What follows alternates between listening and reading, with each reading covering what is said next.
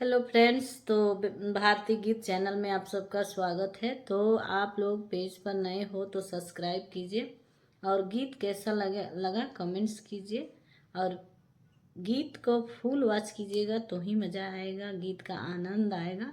तो आइए हम एक बेटी का गीत सुना रही हूँ, कैसा लगेगा बताइएगा। बड़े घर देख के पापा जी बियाहवा कोई नहीं हो, तब पापा जी उदासे बनी हो, तब पापा जी उदासे बनी हो।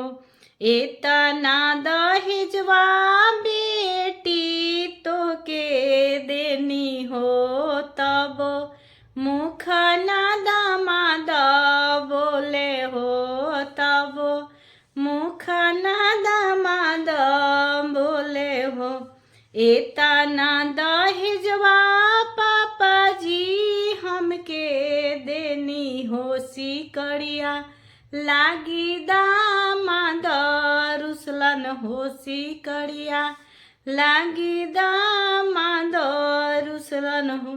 इतना बचनिया पापा जी सुनी लेलन हो, चली भैलन बनारस गलिया हो, चली करे लगलन सिकड़ी के मोलवा हो, करे लगलन सिकड़ी के मोलवा हो।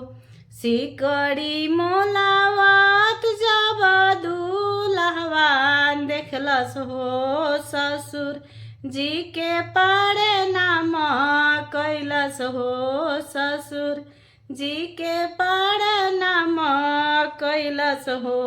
जेकरा नाई बाबू इतना हुए हो, का ओकर बेटी कुआरे रहिए हो, का ओकर बेटी कुआरे रहियन हो। गीत अच्छा लगे फुल वॉच कीजिए। Thank you.